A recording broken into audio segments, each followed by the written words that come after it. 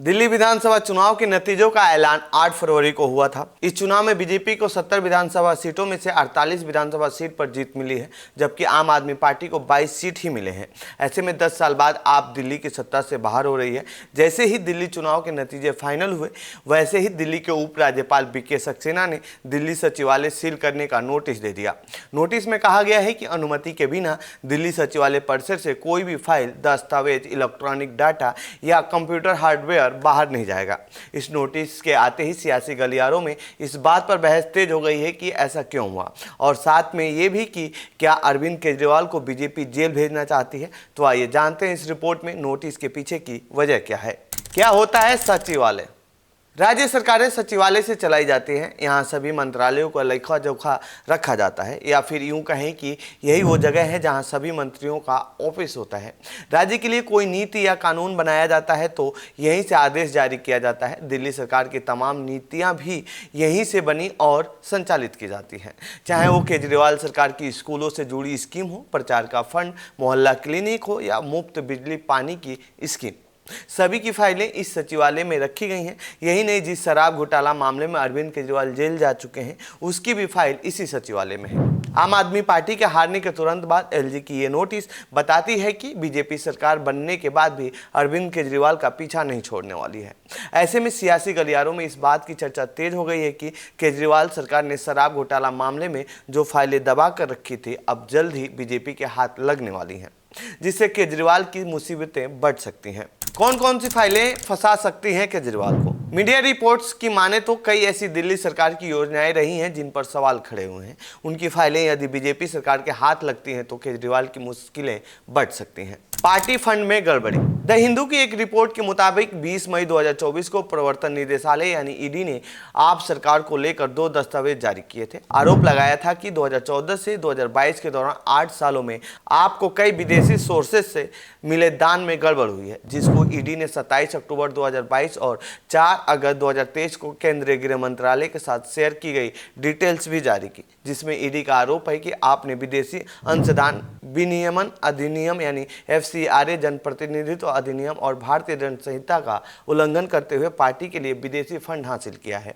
इन देशों के फंड पर खड़े हुए हैं सवाल। सरकारी दस्तावेजों के हवाले से मीडिया में छपी रिपोर्ट के मुताबिक आपको America, Canada, Australia, New Zealand, Norway, Germany, Switzerland, United Kingdom, Hong Kong, UAE, Saudi Arabia, Qatar, Oman, Kuwait और ब्रुनेई दारुसलाम के लोगों से चंदा मिला है। दस्तावेजों में आरोप लगाया गया है कि कई चंदा देने वालों ने अपनी असली पहचान छिपाई है और पार्टी के IDBI बैंक खाते में कुल $1,19,000 यानी करीब 1 करोड़ रुपए जमा किए गए।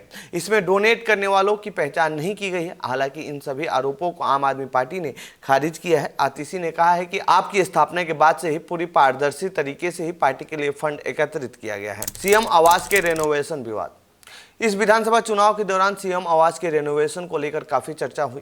इसको लेकर सीएम केजरीवाल और आम आदमी पार्टी पर कई गंभीर आरोप भी लगे।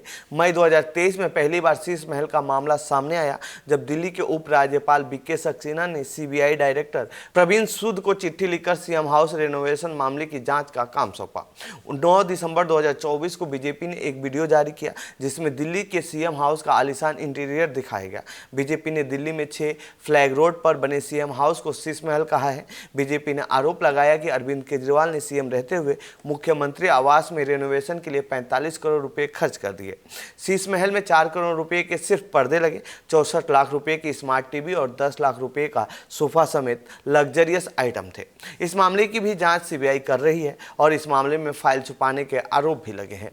दिल्ली जल बोर्ड पर घोटाले का आरोप। अप्रैल 2024 को ईडी ने आपके खिलाफ दिल्ली जल बोर्ड यानी DJB घोटाले का आरोप लगाया था। ईडी का कहना था कि आपने DJB घोटाले से मिले रिश्वत के पैसों को चुनावी चंदे के रूप में बांटा था। DJB के पूर्व चीफ इंजीनियर जगदीश कुमार अरोड़ा ने रिश्वत की 2 करोड़ रुपए की राशि विभाग में अपने सहयोगियों और आपको चुनावी निधि के रूप में दी थी। इसके ठेके के बंटवारे को लेकर विवाद है और सरकार पर सवाल खड़े हुए थे। इन मामलों में गिरफ्तार हो सकते हैं अरविंद केजरीवाल। इन सब के अलावा अरविंद केजरीवाल पर अब तक 15 क्रिमिनल केस दर्ज हैं। इनमें 10 मामलों में अभी तक कोई चार्जशीट दायर नहीं हुई है। इसका खुलासा केजरीवाल चुनाव एफिडेविट से हुआ था। केजरीवाल को डर है कि उनकी इन मामलों में गिरफ्तारी हो सकती है। इसके अलावा दिल्ली शराब घोटाला मामले में केजरीवाल अभी जमानत पर है। उन पर 2 जांच एजेंसियां यानी ईडी और सीबीआई ने केस दर्ज किया है। ईडी ने पीएमएलए के तहत मुकदमा दर्ज किया। जांच एजेंसी ने केजरीवाल को शराब नीति घोटाले में मुख्य साजिशकर्ता माना है। केजरीवाल और आम आदमी पार्टी ने नवंबर 2021 में शराब नीति में बदलाव करके कारोबारियों को अनुचित लाभ देने का आरोप है। जनवरी 2025 में नियंत्रक और महालेखा परीक्षक यानी सीएजी की रिपोर्ट में दावा किया गया है कि दिल्ली आबकारी नीति से सरकारी खजाने को 2026 करोड़ रुपए का नुकसान हुआ है। तो ये थी अरविंद केजरीवाल से जुड़ी हमारी रिपोर्ट। आपको कैसी लगी ये रिपोर्ट कमेंट बॉक्स में बताएं। साथ ही इस पूरे मामले पर आप क्या कहना चाहते हैं कमेंट बॉक्स में लिखें। बाकी देश दुनिया की खबरों के लिए बने रहिए जनसत्ता के साथ। धन्यवाद।